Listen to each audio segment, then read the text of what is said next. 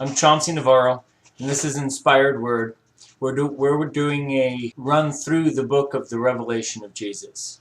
We're in chapter 14 right now. We finished chapter 12 and 13. Now in chapter 12 we had the first two signs, the first one being the woman clothed with the sun and the moon at her feet, 12 stars for a crown, and ready to give birth to a man-child. The second sign was a red dragon in heaven, who's ready to devour the man-child. The third sign was a beast from the sea. The fourth sign was a beast from the earth. Now we're getting to the fifth sign, which is the Lamb and the 144,000. And chapter 14 goes on to say, Then I looked, and behold, a Lamb standing on Mount Zion, and with him 144,000, having his Father's name written on their foreheads. And I heard a voice in heaven, like the voice of many waters, like the voice of loud thunder. And I heard the sound of harpists playing their harps. And they sang as it were a new song before the throne and the four living creatures and the elders, that no one could learn except the 144,000, who were redeemed from the earth. These are the ones who are not defiled with women, for they're virgins. These are the ones who follow the Lamb wherever he goes. These were redeemed from among men, being the first fruits of God and to the Lamb. And in their mouth was found no deceit. And they were without fault before the throne of God. Now let's stop here for a second. As you noticed when we were going through chapter 12 and chapter 13, each of these signs were located earlier in the book at different points that were marked, most of them by the Olivet Discourse. The first horseman was the first beast from the sea. After we'd finished the first 5 seals, it said there'll be false prophets. That's the second beast that was from the earth. After we'd finished the 4 horsemen, it says this is the beginning of sorrows, the beginning of birth pains, and which is chapter 12, the first sign. And so as you're going through each of these things, you start seeing these little markers that seem to mark these down. Well, when you get to chapter 7, it talks about the 144,000 that are sealed, 12,000 from each of the 12 tribes of Israel.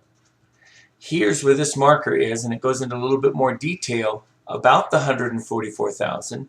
And it says that these were redeemed from among men, being the first fruits of God. If you recall when we were in chapter 12, it talked about the woman giving forth to a man-child who will rule with a rod of iron. And back in the letters to the churches, he talked about those that overcome from the church of Thyatira, who will rule the nations. He'll give them power over the nations, as is written, he'll rule with a rod of iron. So they're part of the body of Christ that rules with a rod of iron. But in chapter 12, it talked about the harpazo, the catching up of this man-child, which tells us this isn't talking in the past about Jesus. It's talking about something that's taking place here after the birth pains that are after the 4 horsemen, and that this is the body of Christ that's being caught up in first fruits. It's not the resurrection. It's a first fruits offering to God, and it's of these 144,000 from 12,000 of each of the 12 tribes. Now, let's move on to the 6th sign. The 6th sign is 3 angels making proclamations in heaven.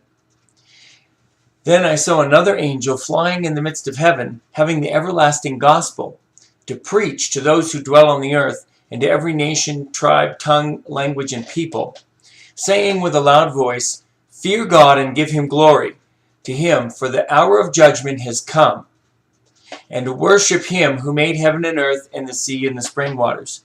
Now, if you recall when we were going through the Olivet Discourse, it went on to say, and the gospel would be preached throughout the whole earth.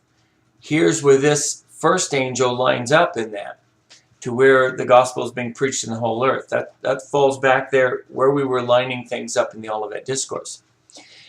After that, it says, and another angel followed, saying, Babylon is fallen, fallen is fallen the great city, because she made all the nations drink from the wine of the wrath of her fornication.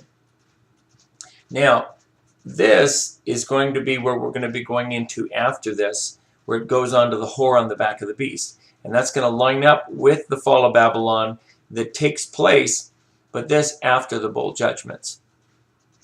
And it goes on to say, he himself shall also drink of the wine of the wrath of God, which is poured out in full strength in the cup of indignation. Now this cup of indignation, this is what's talking about the bowls of wrath, the bowls of indignation. He shall be tormented with fire and brimstone in the presence of the holy angels and in the presence of the Lamb. And the smoke of their torment ascends forever and ever, and they have no rest day or night, who worship the beast and his image, and whoever receives the mark of his name.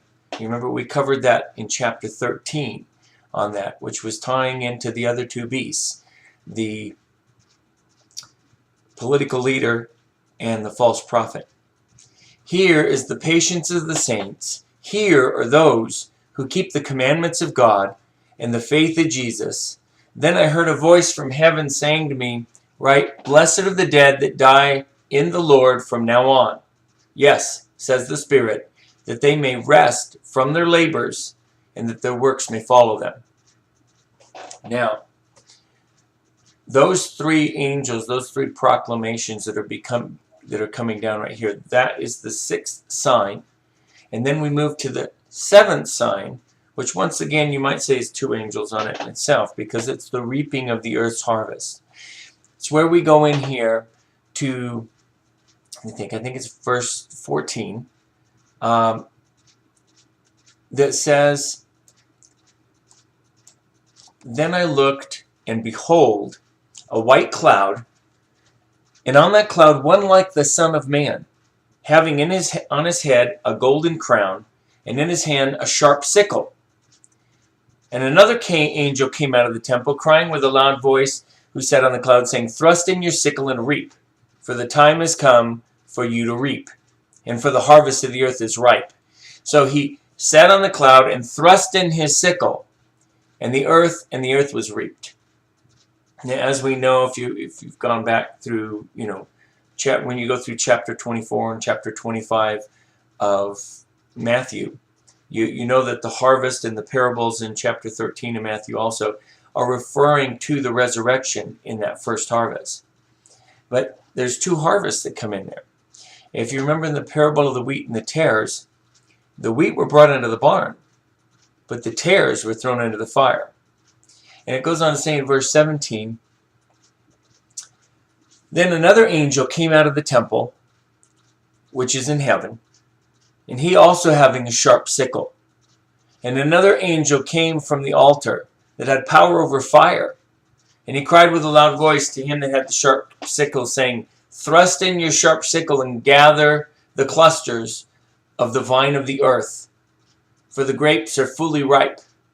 So the angel thrust in his sickle into the earth and gathered the vine in the earth and threw it into the great winepress of the wrath of God.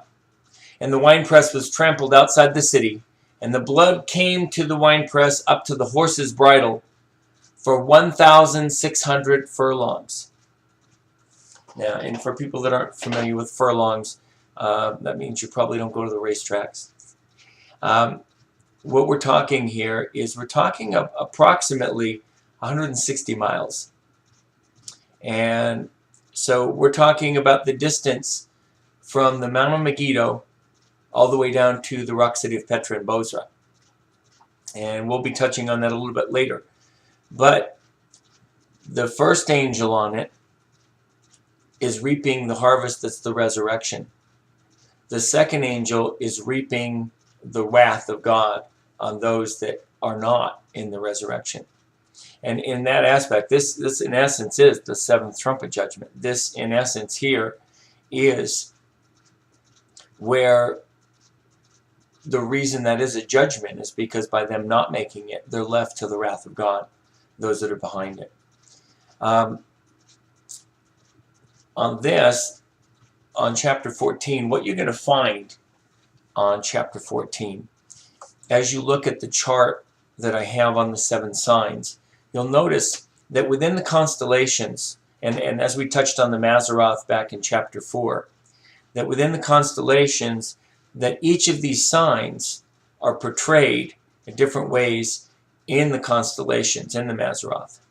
For example, the woman who's ready to give birth to the man-child, which is Virgo, the virgin who gives birth, who's a virgin giving birth.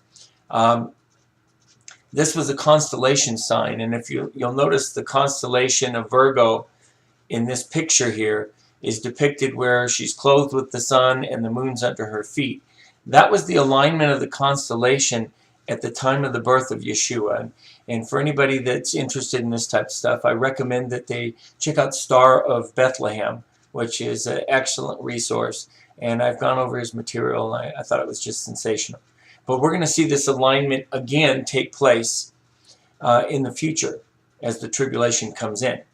But when you go to the second sign in heaven, what you have is directly over the North Pole, as I touched in chapter 4, is Draco the dragon. That's the red dragon that's coming down ready to devour the man-child that the woman gives birth to, who's going to rule with a rod of iron. Now, in the same way, when we get into chapter 13, the beast from the sea, that's the constellation Septa, the sea monster. And this is the beast coming up from the sea that we were referring to on it. And as you go through it, you have different ones. If you wanted to relate the beast from the earth, I think I would relate that to Lupus, the beast that's slain by the righteous one over the altar, and the righteous one is identified by La Crux, the cross, which is directly underneath it. And when you look through these symbols, it's really amazing as you see the mural of biblical prophecy that's laid out throughout the scriptures. But now getting into the chapter we're into right now, chapter 14, as we're going through this, 2 with sickles. And the one that has the sickle sitting on the cloud is the constellation Bootes, which is the coming one who's holding the sickle. And we know that Yeshua, Jesus, is the coming one, and that he will be the one like the Son of Man that's sitting on the cloud to reap the harvest. And in the same way, with the second harvest being reaped that comes in on the bowl judgments, for the 7th sign is, we're going to be going into as we get into chapter 15, is the bowl judgments, the 7 bowl judgments. And those are depicted by Crater, the cup or the bowl, which is being poured out on the Hydra, the serpent, in the constellations. And if you'll notice in there, the raven, the crow, is eating the flesh of the serpent. And there's a lot of scriptures that tie into this and the constellations on it. But it's where your bowl judgments come in for the 7th sign that's in the stars. And going back to the angels going through the constellations on there that are pouring out the judgment. You see this whole thing laid out in the constellations in the Mazzaroth, where it depicts the coming one. It depicts the serpent wrestler who's holding the serpent in check to keep him from Corona, the crown. And it's right by Libra that everything's hanging in the balance, and that his foot is crushing the head of Scorpio in the same way that Scorpio is stinging his heel. You have all these biblical prophecies, all of these things laid out within the constellations, where it tells you that the heavens proclaim the glory of God, and the earth his handiwork. And as you look through this, I want you to, if you ever look at the constellations and like that, remember that the zodiac and like that were not what God created them to be. They were the perversion. They were going into where people turned it into an idolatry. What he created was a mural of biblical prophecy that showed the glory of God and the incredible story of his redemption for the earth and for everyone in it. My name is Chauncey Navarro. This has been Inspired Word, and I hope to see you back here at Inspired Word when we go into chapter 15 in the wrath of God, the 7th sign, the 7 bowl judgments.